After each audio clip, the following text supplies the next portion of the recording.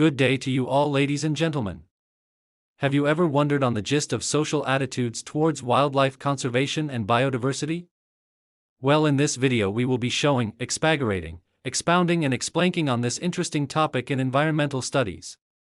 So ladies and gentlemen, I present to you along with my team, namely Shreya Rai, Kanwalpreet Singh and Malvin.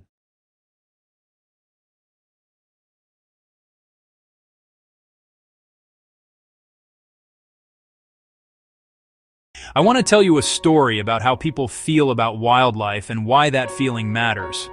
A park ranger once told me the loudest sound in the forest isn't the animals.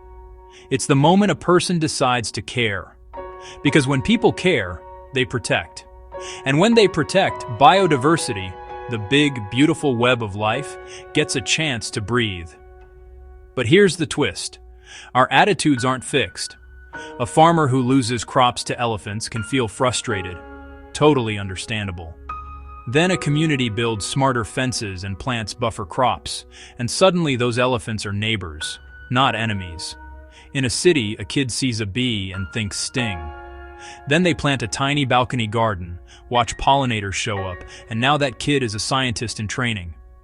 That shift, fear to curiosity, annoyance to stewardship, drives real change. I've seen it with sea turtles too. One beach cleanup, one hatchling release, and an entire crowd goes from "someone should fix this" to "I'm that someone." The data backs it up. When communities see benefits, ecotourism jobs, healthier fisheries, cooler cities with more trees, support for conservation skyrockets. When people feel excluded or lectured, support drops. So the mission is simple. Make it personal, make it fair, make it work locally. Indigenous guardians have done this for generations, managing land in ways that boost biodiversity while feeding families. We don't need to reinvent wisdom. We need to listen and collaborate. So what shifts attitudes fastest? Stories over stats. Access over guilt. Small wins people can see. Cleaner streams, bird songs returning, shade on a hot day. Here's your tiny experiment. Pick 1 square meter, yard, rooftop, balcony. Plant natives, add water, turn off lights at night, then watch what shows up. Curiosity turns to care, care turns to action, and action scales. Wildlife doesn't need everyone to be a hero. It needs each of us to care 1 square meter more than yesterday. That's how biodiversity wins. One decision bounces back on its own. Fact. Species are disappearing up to thousands of times faster than the natural rate. Ecosystems can hit a tipping point where recovery isn't a bounce. It's a struggle. Think coral reefs after repeated heat waves. Myth 2. Saving wildlife means choosing animals over people. Fact. Healthy ecosystems are life support for humans. Pollinators keep crops alive. Wetlands absorb floods. Forests cool cities and store carbon. Conservation isn't charity for nature, it's infrastructure for us. Myth 3. Only mega charities and governments make a difference. Fact. Community projects and local policy shifts often move faster.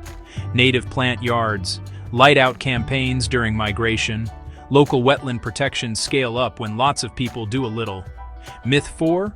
Zoos are just animal prisons. Fact. The good ones run breeding programs, fund field conservation, and educate millions.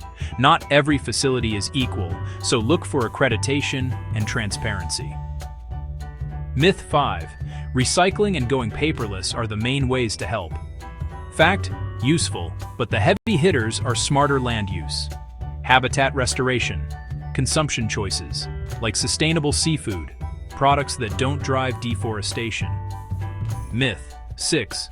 Wildlife is out there. Cities don't matter. Fact. Cities can be biodiversity hotspots. Green roofs, pocket parks, dark sky lighting, native street trees create. Nature is everything. We are nature. We are soil, made from soil, but we kill what heals. Steal the benefits without paying our dues. Care is due. It's time to be the voice for the earth. We need to take care of her because she takes care of us.